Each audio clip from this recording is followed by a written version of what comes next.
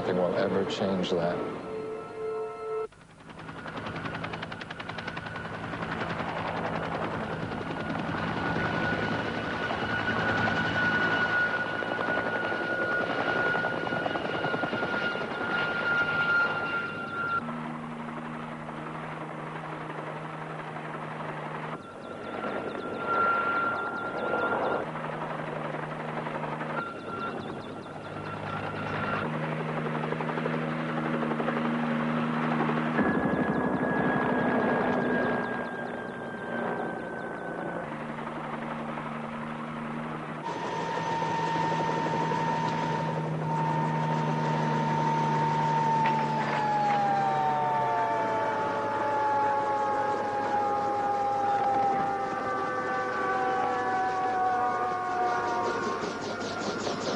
Pretty sure this is it? It's very close, yeah. The way the road curves over there and the hills they flew over. I think it may be a few yards further down there, Major. All right.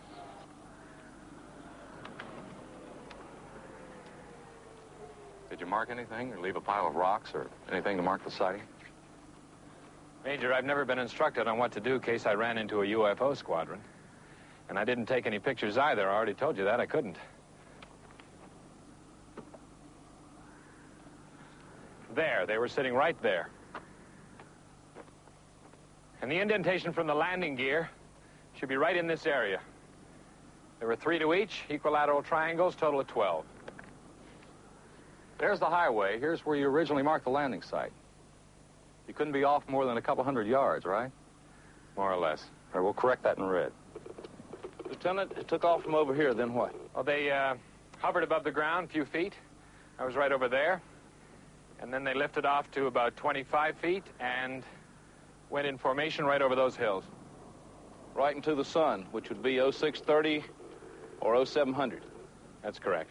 What was the undercarriage configuration, sir, since it flew over you? Well, the glare was so bright I couldn't make out any detail. Well, how did you know what the upper surface looked like, the top section? I'm not too good at making sketches. I didn't know. I tried to give you a general impression, size and shape. Sir, I didn't see any traces of landing gear marks. They were there. I saw them when the machines were hovering and again when they lifted off. This is sandy country. It's possible when they took off, their propulsion systems might have covered the landing tracks over. No, Sergeant, they were there. I know those things kicked up a lot of sand, but I saw the marks after they took off. Wind, maybe. Sir? Well, it is sand. Desert winds aren't uncommon. Maybe the marks were drifted over, filled in.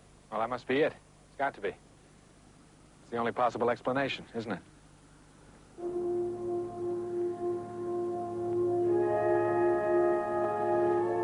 Yeah, I know. No physical evidence. No fuel residue, no piece of hardware, nothing. How am I ever going to prove this? What more can I tell you? He completed the course in excellent physical condition, mentally alert. He's one of the best young officers I've ever trained. His 201 proves that, doesn't it, Major? Particularly the way I graded him, top 10%. Yes, sir, we noticed that. Would you consider him capable of falsifying an official report? Oh, not on your life. No way. Was he a practical joker? Not for 7 weeks. Not taking this course. Have you been through yet, Major? I come up in November. What I was getting at is, could you accept the proposition that this sighting of his might be a hoax? Well, I don't happen to believe in UFOs myself. But if Paul Staley said he saw some, I believe him. Just one more question, sir. And this one's personal. Is this survival course really as tough as we hear, sir? Even in the latrines, Sergeant.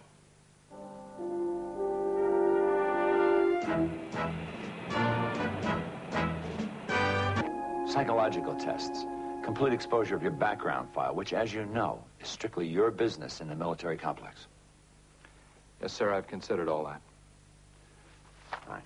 Here's the list of the people on your hearing board. Any objections? There's possibly one name. Dr. O'Neill. Yes, sir, he's my father-in-law. We know that. Well, do you consider that proper? You tell us. Well, if his presence will in any way affect the outcome of the hearing, no, sir, I don't consider it proper. Well, we've never made use of Dr. O'Neill's expertise here on this base, but his name came up in normal rotation, and he comes to us highly recommended. But I repeat, if you have any objections, we'll replace him. No, sir. If you have none, then I have none. Any other names on the list? No, sir, I don't know anybody else. Fine. The hearing will be convened at 1400 hours on the 27th. Yes, sir. You talk to him, and I'll handle everything else. I don't like to promise anything, but I suspect that Paul can make captain very soon. Maybe even be stationed somewhere around here. You'd like that, wouldn't you, honey? Of course I would. But do you think Paul would? Well, if he wouldn't, he's simply not using his head. Although there have been moments recently when I've had my doubts. This UFO business, seeing these things or thinking he saw them, has become an obsession with him. I'm really concerned, Daddy. Cynthia, your mother never knew how to appreciate the good things that we finally acquired. But you do. I want so much for you. You're entitled. You deserve the best. And that very definitely includes a sensible husband with the means to give you lifetime security. Paul could accomplish all that with a well-planned military career. I love you, Daddy. You're so good to me. I love you, honey. And I'm thankful you're not trying to talk him out of the service. No. I think he's doing a pretty good job of that himself. You let me handle it. Handle what, me again? I thought we had that out the other night. Adequately enough, I guess. What's new, Paul? I thought you might tell me. I don't know that I understand that. The hearing board. Oh, that. Yes, that. Well, I meant to tell you when the notification came. It just slipped my mind. Well, I didn't mean to push it. I'm sure you both know how important the hearing is to me. To all of us, Paul. I wouldn't want to trace it anything that smacked of dishonesty. Paul, you know Daddy better than that. I'm sorry. Well, anyway, I have some good news. I talked to Denver today, and I have that job at KKAC as a news reporter if I can be there by August the 1st, and I can. It's just about the time when you have to extend your tour of active duty, isn't it? It was, but I already told them thanks, but no thanks. I've done my 7 years. I want to be a civilian. You're making a mistake. Well, I don't think so. If Cynthia will have me, I'd like to spend more of my life with her. Well, I can't say I blame you for that. Well, I'm glad we're all agreed then. Why not? It's your life.